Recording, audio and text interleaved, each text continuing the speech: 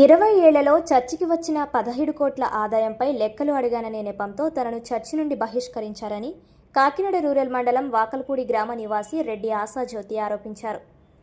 ఈ సందర్భంగా ఆమె మాట్లాడుతూ తాను చర్చిపేటలోని ఏపీఎస్పీ చర్చిలో కౌన్సిల్ సభ్యురాలిగా ఉండేదని, గత 20 ఏళ్లలో చర్చికి వచ్చిన 17 కోట్ల రూపాయల ఆదాయానికి సంబంధించిన లెక్కలు అడిగాననే కక్ష సాధింపుతో హిందువుని వివాహం చేసుకున్నానని ఆరోపిస్తూ చర్చి నుండి బహిష్కరించి వివక్ష చూపుతున్నారని ఆవేదన వ్యక్తం చేసింది.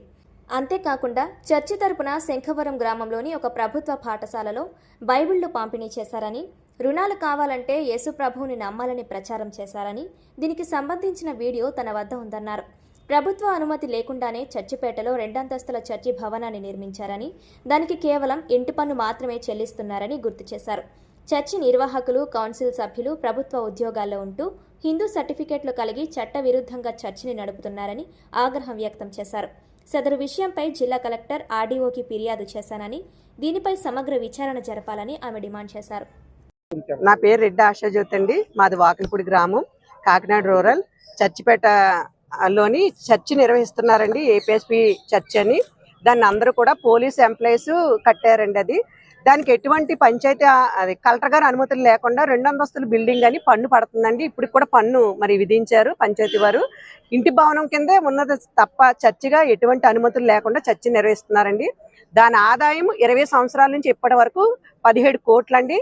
అందులో కౌన్సిల్ సభ్యురాలుగా నేను ఉన్నాను.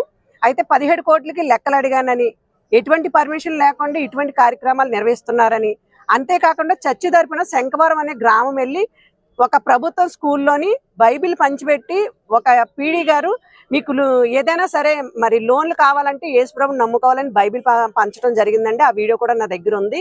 ఇలాంటివన్నీ అడుగుతున్నానని, 17 కోట్లు లెక్క అడిగానని, నేను హిందూ మతస్థుడిని పెళ్లి చేసుకున్నానన్న కారణాలన్నీ చూపించి సంఘానికి రావద్దని సంఘ బహిష్కరించారండి. కౌన్సిల్ మెంబర్గా కూడా తొలగించారు. మరి ఎటువంటి అనుమతులు లేకుండా చర్చి నిర్వహిస్తున్నారు. మరి ఎటువంటి అనుమతులు లెక్కలు ఏమీ లేకుండా వాళ్ళ ఇష్టానుసారంగా మరి అక్కడ రాజ్యం వెళ్తున్నారండి. వాళ్ళ 5 పెద్దలు, కౌన్సిల్ మెంబర్స్, వింగ్ లీడర్స్ అందరూ కూడా ఎస్సీ మాల హిందూ సర్టిఫికెట్లు కలిగి ఉన్నారు. ప్రభుత్వ ఉద్యోగాలు చేస్తూ కూడా ఏ భయం లేకుండా, మరి ఎటువంటి రిజర్వేషన్కి భయపడకుండా చర్చి నిర్వహిస్తుంటే అధికారులు ఎందుకు ఊరుకుంటున్నారో తెలియదు. ఇప్పుడు 2వ సారి నేను కంప్లైంట్ చేశాను. ఈ విషయమే మళ్ళీ కలెక్టర్ గారి దృష్టికి, ఆర్డీఓ గారి దృష్టికి తీసుకొచ్చానండి. దీనిపై సమగ్ర విచారణ జరిపించాలన్నది నా డిమాండ్.